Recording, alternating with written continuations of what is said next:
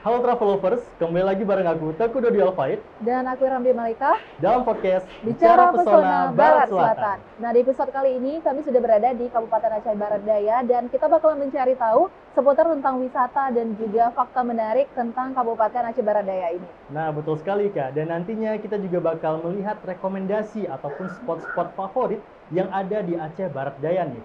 Jadi buat Travelovers yang ingin berkunjung ke Aceh Barat Daya, langsung pantengin podcast ini. Begitu Ika ya? Nah, kita juga akan membahas ini bersama dengan dua narasumber kita yang sudah hadir pada hari ini. Kita perkenalkan dulu ya. Nah, di sebelah sini narasumber pertama kita sudah ada Bang Safarudin yang merupakan tokoh pemuda dari daerah Barat Selatan ya Aceh. Dia juga concern terhadap pariwisata yang ada di Barat Selatan. Halo, selamat siang Pak Safar. Gimana kabarnya hari ini? Alhamdulillah sehat. Alhamdulillah, dan kita juga ada narasumber yang kedua, yaitu Bang Erijal yang merupakan ketua dari Pusong Diving Club. Gimana kabarnya hari ini Bang Erijal? Alhamdulillah sehat. Wah, luar biasa Ika ya, dan tentunya kita langsung aja nih mengulik kira-kira potensi apa aja sih yang ada di Aceh Barat Daya nih. Mungkin kita bisa mengawali dari Bang Safarudin dulu Bang, mungkin boleh kita sedikit sharing-sharing nih ke Travelovers, kira-kira potensi apa sih yang bisa kita bagi ke teman-teman semuanya. Baik, makasih Dodi. Dan saya kebetulan asli Putra Aceh Barat Daya. Tinggal saya mungkin dekat-dekat dari tempat nongkrong ini. Dan saya memperkenalkan bahwa Aceh Barat Daya sebenarnya banyak sekali pesona dan destinasi wisata yang bisa dinikmati baik wisatawan domestik maupun internasional. Namun memang kita harus akui memang potensi yang kita miliki itu tidak terupdate dan juga tidak dikembangkan dengan potensi yang tersedia hari ini. Ya mungkin karena memang samping pemerintah yang belum mensupport ke bidang itu, kemudian juga belum melihat potensi dari hadirnya para wisatawan domestik dari internasional itu juga. Mungkin satu dua ada ya Bang Rizal ya. Mungkin para wisatawan asing itu secara mandiri mereka datang gitu ya, tidak dalam jangka waktu lama, tapi mereka melihat spot-spot yang mereka ingin coba tantangan-tantangan baru. Kami punya Pulau Bali, ya, Pantai Bali itu ya, kemudian ada Pulau Gosong gitu ya. Kalau Bang Rizal nanti akan ngasih kisi-kisi apa yang sebenarnya menjadi potensi yang ada di Pulau Gosong. Kemudian kita ada Cerace yang ada di Kuala Bate, kemudian ada destinasi yang lain, ada Bendungan sampai ke Matai, sebelah sana itu Bang namanya spot yang ada semacam krung, dan itu masih sangat alami, belum ada sentuhan dari baik tradisional maupun sentuhan yang lain oleh pemerintah maupun juga masyarakat setempat. Saya pikir itu. Kemudian di sini juga kan pantai pesisir barat selatan Aceh ini kan cenderung kepada wisata bahari, laut gitu ya, laut. Dan insya Allah kalau kita lihat destinasi yang ada di Abia ini juga menjanjikan kalau seandainya mampu kita manfaatkan menjadi sebuah potensi untuk menambah pendapatan asli daerah kita. Ya mudah-mudahan lah kita nanti, apalagi ini mau pilkada kan, gubernur, dan kita harapkan ke depan itu bisa lebih melihat bahwa potensi wisata di pantai barat selatan, khusus di wisata baharinya bukan hanya Sabang saja. Betul. Tapi banyak sekali potensi yang di barat selatan bisa untuk kita jadikan sebagai spot wisatawan. Wah, luar biasa Ika ya. Tadi Bang Safar sudah ibaratnya menjelaskan beberapa spot favorit yang ada di Aceh Barat Daya nih Bang. Tapi kalau boleh dipilih nih Bang, satu atau dua potensi yang kira-kira bisa kita kembangkan lebih lanjut nih Bang. Kira-kira apa Bang? Ya kalau kita melihatnya ada ya tadi mungkin akan ditambahin Bang Rizal lah ya. Bang Rizal ini kan orang yang cukup concern. Beliau itu ke pada destinasi wisata bahari ini. Nah, beliau ini seorang orang yang cukup concern, kemudian menjaga kelestarian bawah laut. Nah ini beliau paling jagoannya gitu. Kalau saya melihat ada beberapa tempat, salah satunya nanti kalau teman-teman nanti bisa perkenalkan ya, spot yang ada di Gunung Kila, ke atas itu di wilayah irigasi, di atas bendungan kita itu ada satu daerah namanya Gunung Kila. Nah di situ memang cukup alami, Kemudian di Kurung Bate juga ada, kemudian juga yang ada di alur Sungai Pinang. Sama, mereka itu adalah ada aliran sungai ke sana mungkin hulunya yang itu diairi untuk air kita yang sampai ke bawah. Dan itu memang masih sangat alami dan sangat jernih sekali. Jadi kalau ke sana itu ya boleh dibilang kalau misalnya ada event-event masyarakat secara tradisional itu kan ada kegiatan tulak bala, rabu abe. Nah biasanya datang tuh. Nah kalau misalnya hari-hari libur itu kadang-kadang tidak lagi keluar, malah mereka menikmati bersama keluarga tanpa dikomandoi atau juga tanpa diarahkan untuk bisa ke sana. Kadang-kadang ya misalnya saya keluarga, saya ke sana lah. Rupanya keluarga yang lain juga sama, tapi kita udah sampai di sana aja. Cuma sekali lagi memang akses yang harus dibutuhkan urusan ini adalah akses mencapai ke wilayah itu yang memang menjadi kendala. Dan mudah-mudahan ke depan ada pemerintah yang bisa melihat potensi wisata ini bisa menjadi sebuah andalan kita juga untuk meningkatkan pendapatan asli daerah kita. Oke. Nah tadi seperti yang udah disebutkan sama Bang Safarudin bahwa salah satu wisata favorit yang ada di Aceh Barat Daya itu adalah Pusong atau Pulau Gosong. Nah jadi yang benernya itu ada Pulau Pusong atau Pulau Gosong, yang mana nih Bang yang betul namanya? Karena ada beberapa versi ya. Iya. Mungkin itu lebih ke bahasanya. Bahasa. Kalau bahasa anak Jamenya itu gosong. Kalau orang berbahasa Acehnya itu pusung. Berarti keduanya benar ya Keduanya Bang? benar. Hanya perbedaan di bahasa Perbedaan Jambi dan bahasa. bahasa Aceh. Dua suku yang ada di Aceh Barat Daya. Nah kalau kita bicara lebih lanjut nih Bang, dulunya kan atau mungkin sekarang juga masih jarang ya komunitas wisata yang ada di Kabupaten Aceh Barat Daya ini. Nah kalau misalnya Pusong Diving Club ini sendiri, kenapa bisa hadir dan terbentuk, dan gimana caranya Abang dan teman-teman itu melihat potensi wisata, oh Pusong ini keren loh untuk dijadikan tempat wisata? Sebenarnya kami itu lebih ke sebelum berdirinya Lembaga Selam Pusong Diving Club 2015 lah, 10 Januari.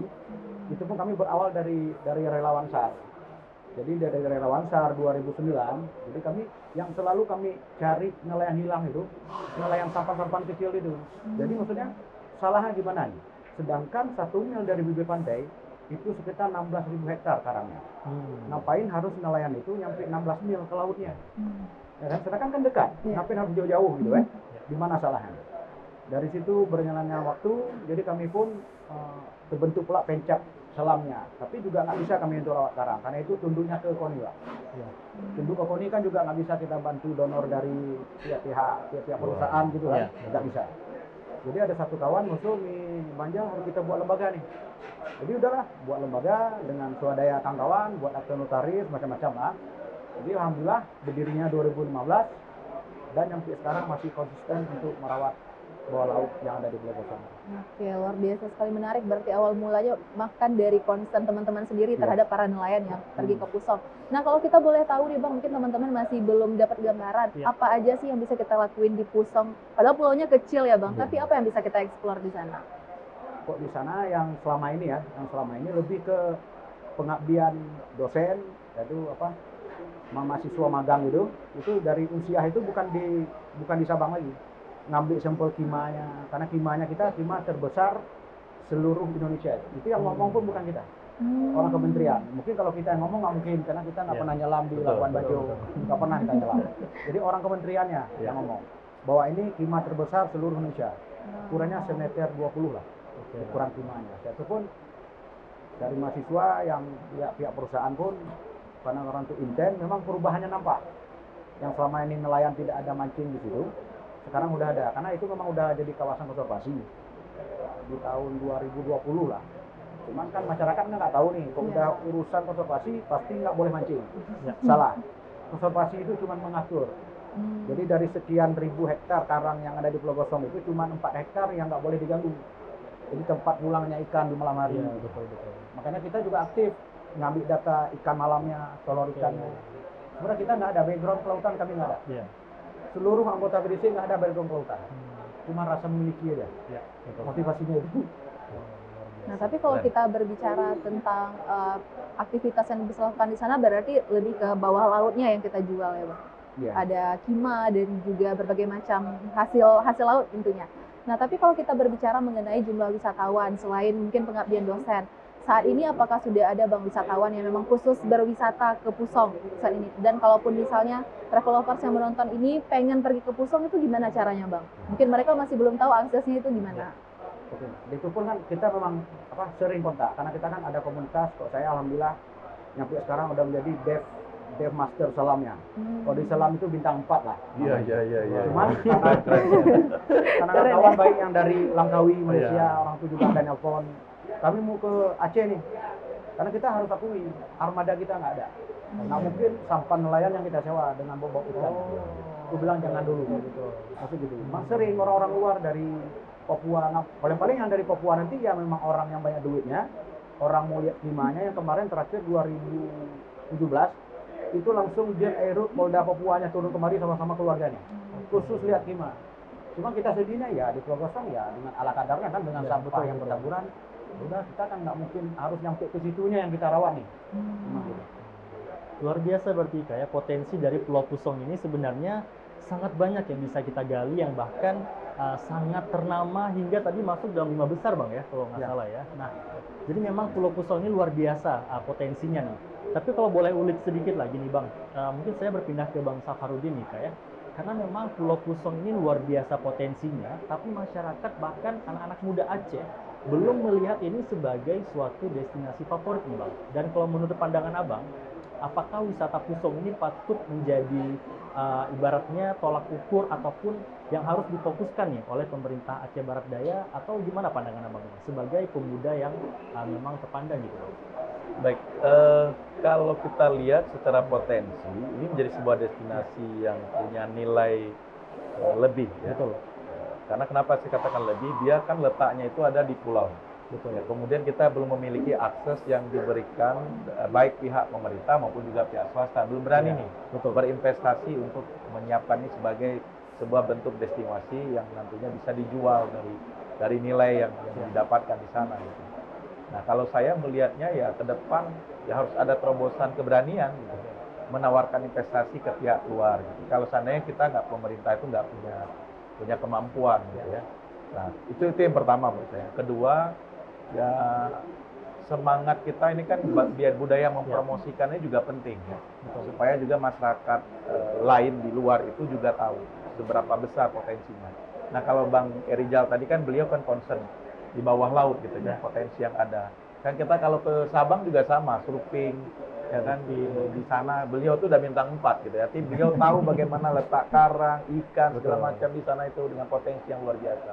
Dan menurut saya ini kan sebuah sesuatu yang harus dipromosiin, harus disampaikan ke khalayak ramai, bukan hanya di Aceh Barat Daya, tapi Aceh juga Indonesia, sekalipun juga internasional. Karena kalau internasional tahu nih begitu luar biasanya potensi bawah laut yang wisata bahari yang dimiliki oleh masyarakat Aceh Barat Daya dengan Pulau Gosongnya, maka ini akan bisa menarik wisatawan, dan ini akan menjadi sebuah proyeksi ke depan untuk menambah devisa bagi pemerintah daerah. Luar biasa. Jadi memang perlu adanya kerjasama antara masyarakat, pemerintah, dan juga swasta Bang ya, untuk kita kembangkan wisata Pulau Pusong ini Bang. Tapi Bang, kalau boleh kita ulik sedikit, kalau dari masyarakat nih Bang, terutama pemudanya, apakah mereka aware akan potensi wisata ini Bang? Atau mungkin dari pandangan Abang, selaku memang yang giat di pariwisata, apakah upaya-upaya yang udah Abang lakukan gitu Bang? Ya, kalau sementara hari ini, karena memang harus kita akui ya, kita kan butuh modal besar ya. Betul. Untuk menyiapkan botnya, kan nggak mungkin ya kita wisatawan pakai bot ikan, seperti bilang Bang Rizal tadi kan, nggak mungkin itu kan. Nah, tapi ada juga beberapa, misalkan kawan sekolah saya pernah juga itu, ya nyewa bot temannya, kebetulan temannya itu adalah bapaknya itu nelayan, dia punya bot.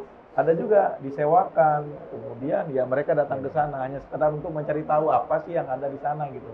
Kayak Bang Rizal sampaikan tadi, di sana memang karena memang belum ada sentuhan apapun, yang menjadi pulau yang biasa-biasa saja, tapi kalau dibersihkan mungkin akan menjanjikan seperti ya Pulau Rubia atau pulau-pulau yang mungkin hari ini sudah menjadi destinasi produktif bagi bangsa Indonesia ini. Nah, kalau saya kan mendorongnya ya selama ini kan bukan hanya di Pulau Gosong, kan banyak juga potensi-potensi yang lain yang memang kita bisa tawarkan. Tapi sekali lagi memang ya boleh dikatakan masyarakat kita ini masih cukup belum memahami bahwa potensi pariwisata yang kita miliki ini sebenarnya bisa menjanjikan, menjanjikan bagi mereka sendiri, menjanjikan buat daerah juga, menjanjikan kepada ya dunia internasional. Luar biasa Ika ya. Tapi juga memang ini patut menjadi perhatian bersama nih, terutama anak-anak muda yang ada di Aceh Barat Daya. Sudah bisa nih kita mulai mempromosikan sedikit demi sedikit potensi yang ada di Aceh Barat Daya ini. Tapi Bang, kalau boleh kita juga berbahas sedikit, kira-kira apakah kita pahami bahwa di setiap daerah ada yang namanya duta wisata nih Bang. Nah, apakah peran dari duta wisata ini tergolong penting dalam mempromosikan potensi wisata di Aceh Barat Daya Bang? Gitu. Nah kalau tuh Dodi kan tahu ya, kalau saya memang bukan hanya untuk Ardia dan Barcela, di Aceh malah saya paling concern ya, mendorong agar anak-anak duta wisata itu mampu mengangkat, terutama sekali dia kembali ketika kontestasi di tingkat provinsi, mereka kembali ke daerah. Betul. Bagaimana mereka menggali apa yang mereka bisa berikan, berkontribusi terhadap ya potensi wisata yang ada di daerahnya masing-masing. Dan itu saya belum lihat. Potensi itu yang belum saya lihat para wisatawan, para wisata yang ada di Aceh Barat Daya ini mampu membranding daerah mereka dengan potensi yang dimiliki hari ini. Dan mudah-mudahan ke depan jadi PR juga pada dinas terkait agar ke depan mendorong anak-anak yang hari ini sudah diseleksi secara baik melalui duta wisatanya itu bisa mempromosikan. Sebenarnya kan promosi sekarang ini kan lebih gampang kayak. Ya, betul Bang. Lebih gampangnya apa? Ya, sekarang kan dunia kita ini udah di genggaman tangan kita sendiri. Kita bisa ngapain aja udah dengan tangan kita sendiri. Kita buat konten baik atau tidaknya itu udah di genggaman kita sendiri dengan handphone saja, dengan Android atau dengan handphone dalam jenis apapun ya. Artinya dengan konten, ada media sosial, ada TikTok sekarang yang lagi viral-viralnya, ada Instagram, ada media Facebook dan lain-lain. Ini sebenarnya kan bisa dimanfaatkan oleh anak-anak kita yang harusnya itu menjadi sebuah potensi besar untuk mengembangkan proses pariwisata kita yang ada di sini. Nah, karena memang seharusnya kalau untuk promosinya bukan cuma tugas pemerintah dan duta wisata aja ya, tentunya semua masyarakat khususnya dari daerah Abdia sendiri bisa untuk mempromosikan kabupatennya masing-masing. Nah, tapi kalau kita berbicara dari sisi pelaku wisata nih Bang Erijal, ada nggak sih tantangan ataupun mungkin hal-hal yang Abang itu ingin suarakan gitu? Apa yang dibutuhkan oleh pariwisata Abdia sekarang ini supaya bisa lebih berkembang dan lebih dikenal oleh lebih banyak orang? Apa yang dibutuhkan? Kalau bicara itu cuman kita kan melalui media sosial udah, semuanya udah. Yang kami lakuin berarti kami di Januari 2025 nanti genap 10 tahun PDC-nya kan. Kami udah berbuat, udah banyak lama ekspor, semuanya udah. Cuman yang nyampe detik ini kurang pemerintah daerah yang memang belum memikirkan untuk itu. Mungkin orang bilang, oh mungkin belum pernah ngusul, kita udah pernah presentasi semuanya udah dari sekalian ini udah. Tapi kami sampai detik ini kami beranggap kami langsung aja kerja sendiri aja. Jadi kami cuma bermotivasi mandiri di komunitas kami sendiri, itu pegangan fondasinya yang kami pegang. Karena ilmu yang kami dititip sama Allah di ilmu nyelamnya, di akhirat pasti ditutup. Jadi kami bertanggung jawab kami itu aja. Jadi motivasinya alhamdulillah kami ada beranggotakan 25 orang. Konsen itu walaupun pemerintah nggak peduli, itu nyampe detik ini belum 1000 perak pun alat selam di komunitas kami itu nggak ada pemdarnya. Kementerian punya soal. Jadi mau 20 orang pun nyampe ke Abdia menyelam alatnya ada. Tapi ya sekalian kita ya kayak rumah muraboh lah. Rumah warga yang kita sewa. Memang kalau mau sukses itu harus berakit-berakit dulu. Harus berakit-berakit dulu. Gitu. Nah, tapi mungkin semoga dengan adanya podcast ini jadi semakin banyak orang yang sadar akan pentingnya potensi dari wisata yang ada di Pusong ini, karena memang ternyata sangat menarik, apalagi tadi kita berbicara tentang himanya, nah Bang. Ya Bang, nah terus kalau kita berbicara selain wisata alam, wisata bahari, kita juga pasti punya budaya, kita juga pasti punya produk unggulan seperti oleh-oleh nih Bang. Nah kira-kira kalau misalnya di Abdia sendiri, apa sih yang menjadi produk unggulan ataupun budaya yang bisa kita tampilkan ke para pengunjung nih? Mungkin boleh dari Bang Safar dulu. Oleh-oleh dari Abdia mungkin Bang. Saya bingung kalau bicara soal oleh-oleh, karena menurut saya jujur ya saya katakan bahwa sebenarnya potensi yang dimiliki kekasan yang dimiliki oleh Aceh Barat Daya itu banyak ya. Cuma potensi ini nggak terangkat saja. Makanya kadang-kadang produk-produk UMKM kita ini lamban, kemudian tidak mendapatkan tempat, ya, sehingga ya promosinya juga terkendala dan juga pasti produktivitas mereka juga akan terhenti gitu. Nah sebenarnya kan banyak potensi jenis-jenis kue yang sebenarnya itu sudah produk zamannya dulu yang bisa menjadi sebuah media untuk Abdia bisa punya nilai kekhasan tersendiri gitu. Kan nggak tahu lihat kalau seandainya ke Birim itu ada keripik, ya kan? Iya, Terkenalnya dengan betul. keripik. Kemudian kalau di Aceh Besar juga begitu kan. Nah sebenarnya Abia ini juga punya ada keripiknya juga, terkenal dengan keripik saling, gitu kan. Kemudian ada kue pala juga dimiliki oleh masyarakat Abia hari ini, gitu ya. Cuma kadang-kadang ya mudah-mudahan ya pemerintah ke depan kita ingin dorong ada pemerintah yang ingin memajukan produk-produk UMKM ini sebagai bentuk nanti ada swalayan rakyat. Nanti di sana swalayan rakyat itu tersedianya barang-barang produk-produk lokal. Ya nanti ketika ada orang lain, orang-orang dari luar daerah kabupaten ini bisa pergi ke swalayan rakyat itu lihat, oh ini potensi yang dimiliki, oh ini kuenya dari Aceh Barat Daya gitu ya.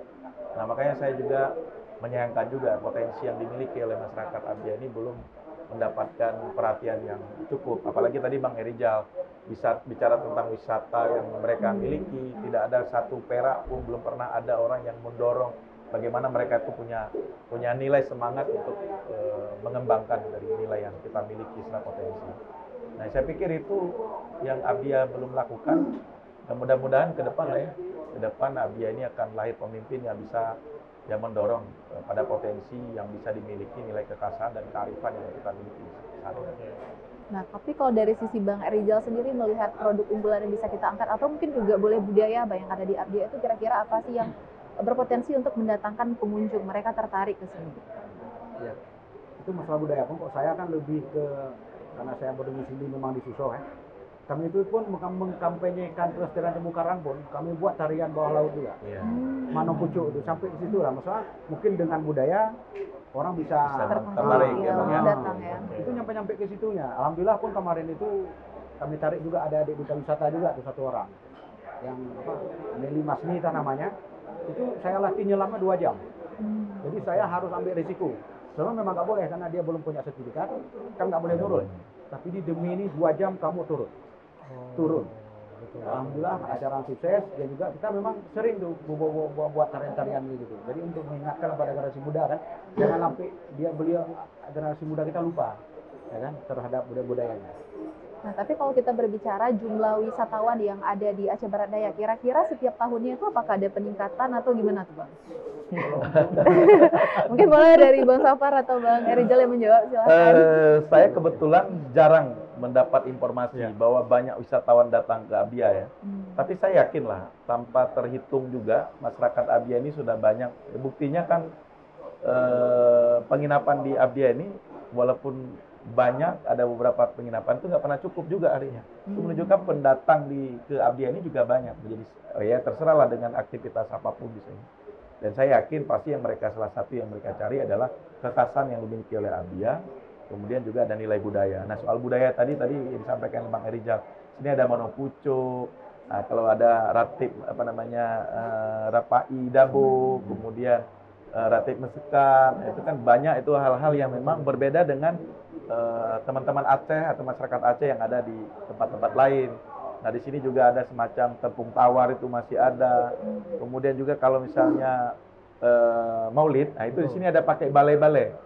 Ya, jadi balai-balai itu kok makin besar acaranya makin besar juga balainya itu menjadi sebuah tontonan yang baik. Kemudian ada budaya mendikir, berzikir, dan berzikirnya itu pakai pakaian yang seragam. Kemudian ada dilomba-lombakan. Nah itu juga menjadi sebuah nilai tersendiri, tradisi yang masih dipertahankan dan cukup kuat. Dan itu menurut saya bentuk dari nilai yang bisa kita tawarkan. Kadang-kadang orang di luar itu kan tidak hanya melihat bagaimana budaya baru saja, tapi budaya lama ini kan mereka senang juga tuh melihat pada potensi. Oh ini kayak dia ada keunikan tersendiri ya perayaan Maulidnya. Itu salah satu yang nantinya kita perlu juga mendorong untuk dipertahankan budaya ini. Karena budaya itu menurut saya ya sebuah nilai, tradisi, dan itu juga merupakan sebuah identitas yang harus kita pertahankan.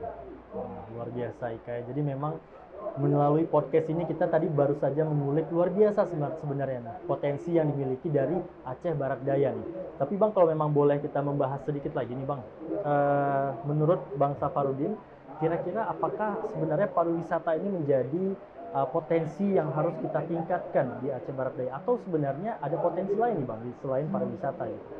Kita begini ya, kita cukup sadar bahwa Republik ini saja potensi di samping pendapatannya di pajak ya. Pajak itu potensi wisata nomor 2 pendapatan APBN kita ya. Nah sebenarnya kabupaten kota dan provinsi sebenarnya harus mendorong itu. Nggak bisa kita hanya bertahan untuk menunggu DAU, Ya. DAK, pendapatan transfer dari pemerintah pusat saja ke daerah.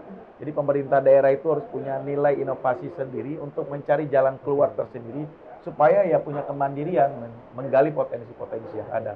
Dan potensi itu bukan mengeksploitasi lingkungan saja. Oke. Seperti ada biji besi, ada tambang emas, bukan itu saja. Potensi wisata bahari, wisata-wisata destinasi kebudayaan itu juga menjadi sebuah potensi yang harus kita tingkatkan.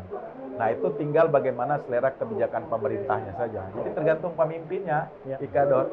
Jadi menurut saya ya kalau pemimpinnya punya nilai keinginan ada inovasi tersendiri, bahwa tidak bergantung pada nilai pendapatan transfer provinsi, provinsi atau juga pusat saja, ya ini salah satu potensi yang harus kita dorong untuk ya yang kita kejar itu kan pendapatan. Ya, kalau kita berharap dari parkir, kemudian market yang lain, pajak, itu kan hal yang biasa-biasa saja dan sulit. Kalau budaya parkir, minta parkir aja. Di sini budaya parkirnya kalaupun kita bebankan 1.000-2.000 itu pun terbebani karena ekonomi kita juga makin sulit gitu dengan pendapatan yang berputarnya uang di Kota Blantin ini cukup rendah. Nah, itu yang mudah-mudahan ada solusi lah dari pemerintah ke depan, apalagi ini bentar lagi mau pilkada kan. Betul, Bang. Mudah-mudahan pilkada ini bisa melahirkan pemimpin yang bisa mencari jalan keluar bahwa kita tidak bertumpu pada proses pendapatan yang dari pemerintah pusat saja. Luar biasa Ika. Jadi memang bisa dikatakan ini juga harusnya pemerintah Abdia gitu ya harus turun tangan juga nih dalam mengatasi permasalahan ataupun tantangan yang dihadapi para pelaku wisata yang ada di Aceh Barat Daya, Ika ya. Nah, benar banget Iban Dodi, dan kita mungkin kembali lagi ke jumlah wisatawan. Nah, tadi kita berbicara dengan Bang Safar. Nah, kalau dari Pusong sendiri khususnya nih Bang, kira-kira setiap tahun itu ada sekitar berapa wisatawan nih mungkin yang bisa datang ke Pusong? Ya, kalau untuk itu kan, kalau kami lebih dominan kan ke laut nih. Kami cuman dalam satu tahun mungkin sekitar 100-an, itu kami wisatawannya itulah wisatawan dosen pengabdian tadi, yang praktek yang mahasiswa tadi, cara ambil data karena dan alhamdulillah launching aplikasi AI itu yang dari USK itu langsung Dari Pusong. di Pulau Gosong langsung aplikasi pertama. Cuman kita yang kecewa itu dari pemerintah dari pemerintah daerahnya kok harus tutup mata. Ini anak ini nggak pernah dilahir, kami lahir sendiri, semua sendiri. Bukan kecewa, walaupun kita dong ya udahlah, karena kami tujuannya ya untuk pertanggungjawaban di akhirat aja nanti. Motivasinya cuma itu. Masih kita ratusan lah untuk wisatawan. Tapi kita berharap mungkin travelers di sini tuh sudah sangat tertarik nih Bang, pengen berkunjung ke sana. Semoga di tahun depan dengan adanya pemerintah yang mungkin sudah bersinergi dengan masyarakat juga, nanti Pulau Pusong ini bisa terbuka untuk umum ya Bang. Nah, tapi kalau boleh nih Bang, kalau kita boleh berbicara, kira-kira apa sih Bang yang bisa ditambahkan atau dimanfaatkan lagi di Pusong ini selain bawah lautnya? Mungkin apakah fasilitas selain sampan dan diving ini apalagi yang bisa ditambahkan? Apakah penginapan atau apa Bang yang bisa dikembangkan di situ? Ya, kalau untuk Pulau Gosongnya, itu kami lebih ke lebih ke dermaganya. Jadi kita juga dulu pernah ngusul dengan keluarnya SK Kementerian tahun 2020 kawasan konservasi itu. Itu sebenarnya kan dari pemerintah daerah bisa buat kanun, bisa buat kanun. Jadi kami bukan harus kami yang jaga Pulau Gosong itu. Oh iya. Jadi mungkin ada yang nelayan yang umur 50-an yang nggak sanggup lagi pergi ke laut, buat aja mau perbuk kayak apa namanya, yang melalui SK Bupati. Jadi orang tuh yang jaga Pulau Gosong. Jadi untuk tambahannya pun di Pulau Gosong itu ada sekitar 1 meteran lah, hamparan hampir 100 meter persegi. Jadi situ kan bisa juga dibuat keramba gerapu. Jadi kok dibuat keramba gerapu, selain menambah hasil yang jaga Pulau Gosongnya, kan menjadi pusat penelitiannya di dia mahasiswa, jenis-jenis gerapu. Jadi kita berharap masuk ke depannya itu Abdia ini baru ada ininya. Kalau kami bilang dalam komunitas selam kami, Abdia itu harus ada ininya. Tapi detik ini belum ada 22 tahun belum ada ininya tuh. Yang mau yang kita tunjukkan Abdianya apa? Belum. Kita harus jujur tuh belum ada. Ya kan? Mungkin kalau tempat lain, kok di Sigli ada mulingnya maksudnya. Nah, itu kan kok kita nggak ada. Kalau dibilang Bruce Gupai, kita cari Bruce Gupai aja, capek. Nggak ada. Labelnya tuh nggak ada. Kami lebih ke situ nanti. Ya, jadi memang sebenarnya ini menjadi perhatian kita bersama Ika ya. Karena juga kalau boleh kita melihat di daerah lain nih, kalau boleh kita singgung sedikit, di Pulau Banyak ada yang namanya Festival Pulau Banyak gitu ya. Mungkin ini upaya-upaya yang bisa dilakukan nih oleh pemerintah untuk membuat sebuah kegiatan yang bisa merekrut para wisatawan untuk hadir di Pulau Pusong melalui beberapa kegiatan-kegiatan yang bisa mengait turis gitu Ika ya. Nah, kalau boleh sedikit lagi nih Bang, terakhir, kira-kira urgensi apa nih yang harusnya dilakukan oleh pemerintah ataupun masyarakat dan juga anak muda terhadap Aceh Barat Daya ini Bang? Ya kalau saya sederhana aja, mungkin ini menjadi sebuah catatan bagi pemerintah, siapapun nantinya ya, dan juga bagi masyarakat sekitar di destinasi manapun, bukan hanya di Pulau Gosong. Ini soal mau atau tidak saja. Ya kan mengalokasikan sebagian untuk infrastruktur, mensupport dan juga menunjang. Ya kan menunjang terhadap destinasi yang kita mau tawarkan. Kemudian yang kedua menurut saya adalah ya promosi. Ya kan pemerintah harus berani juga mempromosikan, bukan hanya bentuk destinasinya, tapi juga nilai kebudayaan yang di sini gitu. Kemudian yang ketiga, melahirkan produk-produk UMKM. Nah kalau seandainya akan sudah bersinergi ya, semuanya kan terjadi hilirisasi terhadap apa yang dibutuhkan masyarakat. Jadi pemerintahnya bisa mengayomi masyarakat, produk UMKM terangkat, budayanya terlestarikan, destinasi wisata itu bisa menambah sumber pendapatan baru. Nah kan sebenarnya itu kan dalam proses kebijakan politik. Nah sebenarnya kuncinya dari 3 poin yang saya sampaikan adalah kemauan mendorong agar destinasi wisata dan proses kelestarian alam untuk kita jaga dan bisa menjadi potensi besar untuk kita pelihara. Kemudian budayanya untuk kita bisa angkat sebagai potensi baru, bahwa kita punya nilai tersendiri, kekhasan sendiri yang kira-kira ketika orang datang kita nggak malu nih, oh produk UMKM-nya apa ini yang khusus bagi orang Abia ini. Betul. Kemudian destinasinya kemana ini kan menunjuk saja gitu. Tinggal mereka punya pilihan. Begitu mereka nikmati destinasi wisatanya, kemudian mereka ke swalayan rakyat atau juga ke UMKM yang ada tersedia di Abia ini yang sudah punya nilai value yang baik, gitu kan mereka tinggal bawa pulang untuk oleh-olehnya. Kemudian masyarakat dengan sendirinya produk UMKM ada pertumbuhan ekonomi, masyarakat terangkat karena memang banyak yang datang gitu ya. Kemudian pelestarian budaya ini kan banyak pelaku seni juga ikut nimbrung di sana, sehingga mereka punya nilai tersendiri di dalam kebahagiaan dari kebijakan itu. Saya pikir. Nah, tentunya ada banyak hal potensi Abia yang bisa kita angkat dan juga traveler semua yang ada di rumah itu pasti sudah sangat tertarik untuk berkunjung ke Abia. Nah, tapi karena waktu kita sudah tidak terasa 30 menit kita membicarakan tentang Kabupaten Aceh Barat Daya ya. Kita pengen dengar dulu nih Bang, closing statement dari Bang Safar dan juga Bang Erijal. Untuk ke travelover boleh untuk harapan untuk masyarakat, pemerintah atau juga para wisatawan yang mungkin pengen berkunjung ke Abia, boleh tuh Bang. Silakan. Kalau harapan kami cuma satu aja, pemerintah daerahnya lebih peduli, karena ini fondasi yang ada di Pulau Gosong tuh nggak main-main. Jadi kalau kami motivasinya cuma satu, merawat karang hari ini, menuai hasil di kemudian hari. Iya. Luar biasa. Silakan Bang Safar, closing statement-nya. Saya sederhana ya, karena Abia ini memang bukan menjadi kota yang belum cukup dipahami oleh sebagian masyarakat Aceh dan Indonesia, makanya perlu dorongan promosi terhadap pelestarian dan budaya yang dimiliki oleh masyarakat Aceh Barat Daya, gantung pada pemerintahnya juga punya komitmen nggak untuk menggali potensi yang ada. Kemudian yang kedua, ya membudayakan, mendorong agar perilaku masyarakat itu juga bisa menerima orang-orang hadir, bukan dengan menerima budayanya, tapi menawarkan budaya dari yang kita miliki hari ini sebagai bentuk apresiasi kita melindungi dan juga melestarikan kebudayaan kita miliki. Saya pikir itu.